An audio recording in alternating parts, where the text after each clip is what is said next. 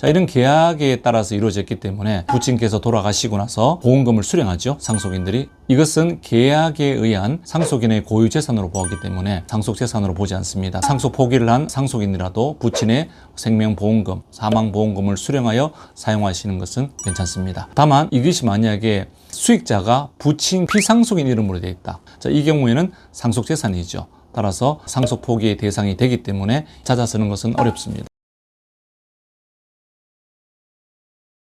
안녕하세요. 상속 포기를 하게 되면 상속재산을 모두 포기하게 되는 것이기 때문에 혹시 고인께서 받아오시던 연금이라든가 여러 가지 유족급여, 보험금 또는 부조금, 심지어 유류분 이런 것들도 혹시 상속 포기를 하게 되면 모두 포기가 되지 않는가 하는 걱정을 하시는 경우가 많습니다. 이번에는 상속 포기를 하게 되면 이 상속 포기에 의해서 포기되는 부분과 포기되지 않는 부분 여기에 대해서 한번 살펴보도록 하겠습니다. 가장 중요한 부분은 상속 재산이냐 아니면 상속인의 재산이냐. 그러면 상속 재산인 경우 상속 포기를 하게 되면 당연히 상속 재산을 포기하는 것이니까 상속 포기의 대상이 되죠. 그러나 상속인의 고유재산에 해당된다면 상속 포기를 하더라도 포기가 되지 않습니다. 이 큰 기준, 상속 재산이냐 상속인의 고유재산이냐 여기에 대해서 크게 한번 범주를 나눠보면 쉽게 이해되는 부분이 있습니다.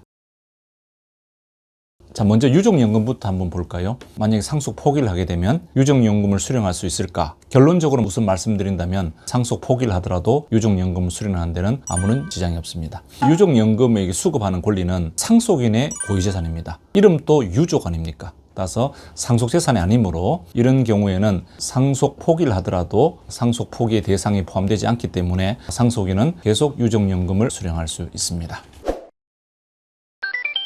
두 번째로 공무원 연금의 유족급여에 대해서도 한번 살펴보도록 하겠습니다. 여기도 결론적으로 말씀드리면 공무원 연금의 유족급여도 상속인의 고유재산이므로 상속인께서 상속 포기를 하시더라도 계속 무관하게 수령하실 수 있습니다. 이렇게 유족급여는 공무원 또는 공무원이었던 자의 사망 당시 그 공무원 비상속인께서 부양하고 있던 유족의 생활 보장과 복리 향상을 목적으로 하여 이렇게 수급자를 정한 것입니다. 따라서 비상속인인 공무원이 돌아가시더라도 규정에 의하여 수급권자인 유족에게 지급되는 것이므로 이것은 상속재산이 아니라 상속인의 고유한 권리로서 취득하는 것입니다. 따라서 이것은 상속 포기의 대상이 되지 않죠.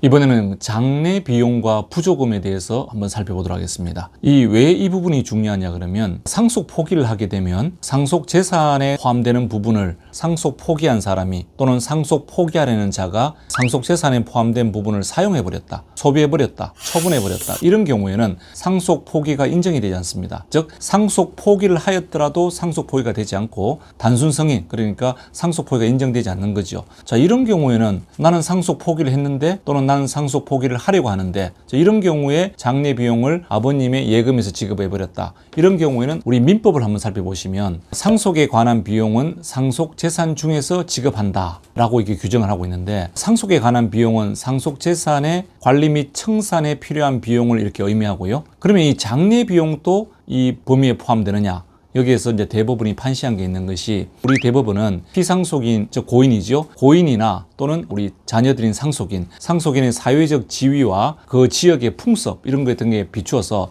합리적인 금액 범위 내라면 이것을 상속 비용으로 보아서 상속 재산 중에서 지급할 수 있다. 즉 이런 경우에 그것이 과도하지 않다면 고인의 예금 등에서 장례 비용을 지급하더라도 이런 경우에는 상속 재산을 처분한 것으로 보지 않아서 상속 포기 대상에 포함되지 않는다. 이런 태도죠. 따라서 장례 비용은 합리적인 금액, 즉 풍습 이런 거에 맞춰서 지급한다면 상속 포기와는 전혀 다른 문제이므로 이것은 허용이 된다는 것입니다.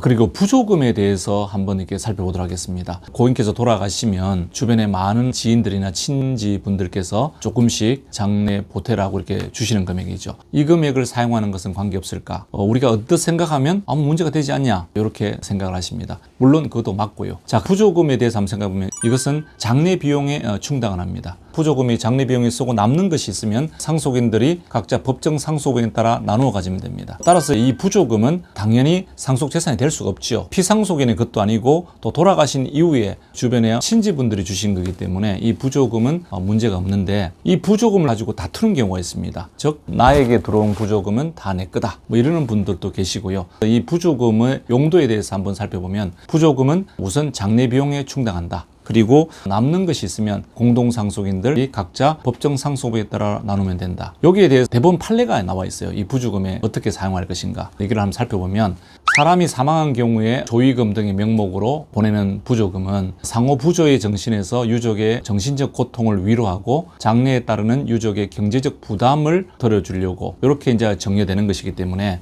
우선 장례 비용에 충당하고 남는 것에 대해서는 다른 사정 또는 다른 합의가 없는 한 공동상속인들이 각자의 상속분에 응하여 이렇게 권리를 취득하는 것으로 보는 것이 타당하다. 뭐 이렇게 판시되고 있기 때문에, 부의금 즉 부조금에 대해서는 우선 장례 비용에 충당하고 남는 금액이 혹시 있으면 법정 상속인에 따라서 상속인들이 적절히 나누어 가질 수 있는 금원으로 보시면 될 것입니다. 따라서 부의금으로 가지고 내 손님이 더 많았다 이렇게 해서 싸우시는 것은 좀 적절하지 못하다고 보여집니다.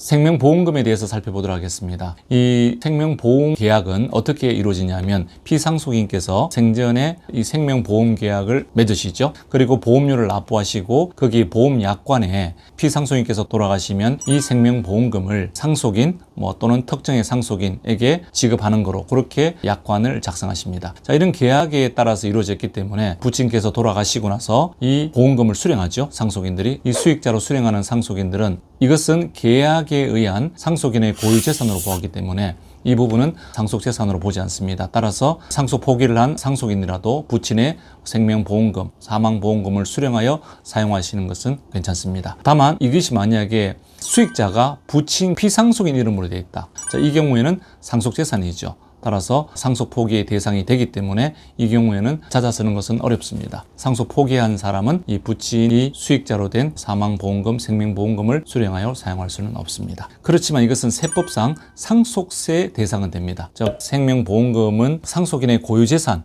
여기까지는 맞는데 그렇다고 해서 상속세까지 내지도 않아도 되느냐? 그건 아니라 상속세법에 상속세의 대상으로 넣어놨기 때문에 상속인의 고유재산이긴 하지만 상속세 대상이 된다. 이렇게 정리할 수 있겠습니다.